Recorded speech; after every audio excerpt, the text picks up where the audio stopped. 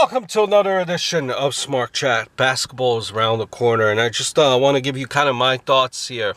My initial thoughts for the upcoming season, 2016-2017 season for the LA Clippers.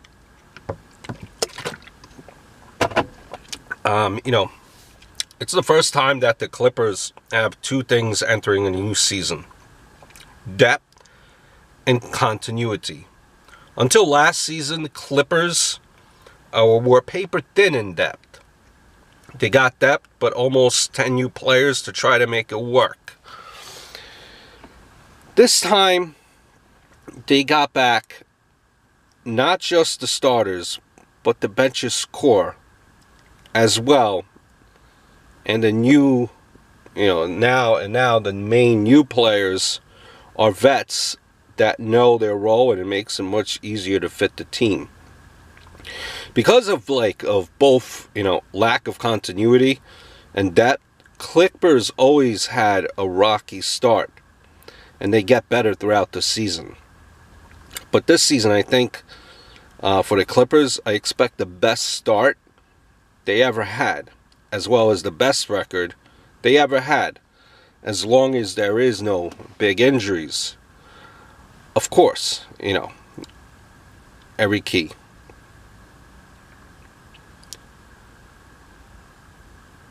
When you look at other teams there, the Spurs losing Duncan, Parker being 1 or 2 steps slower, so many changes with Golden State, continuity was big for their 73-win season, and lost depth. Which was another asset that they had.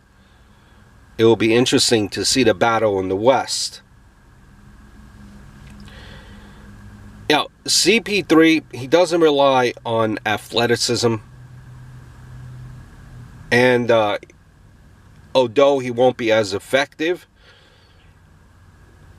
I'm pretty sure that he could play at a high level for a while, as far as his injuries go there prior. As far as Griffin, every time CP3 was injured, he stepped up and showed another level of his game. That's how he, ended behind LeBron James and Durant in the MVP voting, and how he played as the playmaker of the team when CP3 got injured, Game 7 against the Spurs. Take his rookie year, for instance. I expected much more from him in his second year, but he took a step back to CP3.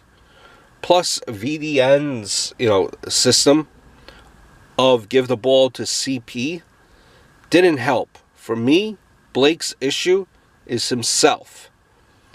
It's inside his head. And I think he was ready to take his next step, and then he injured his quad. Okay? From the previous year, it looked like Blake was going to take over, which he has to. Him becoming a facilitator allows to take a lot of the pressure off CP, and he can do more catch and shoot instead of off the dribble. Blake started hot last season until December, when the quad was already bothering him. Until the end of December, when they realized what it was. So for a stretch there, they even know, what it was. So I expect, when you look at Blake, to be more assertive this season. The balance between him and CP should change a bit, and that should help the team. Doc Rivers won't have to deal with a whole lot of new faces, so he can focus on that. Besides that, Blake needs to work on playing as a 5, because he was completely lost when they briefly tried it last season. Just some of my thoughts there. I read comments that Clippers are the equivalent of the Bengals, great regular season team, choke artists year after year in the playoffs. I don't think this is the case for them for this year.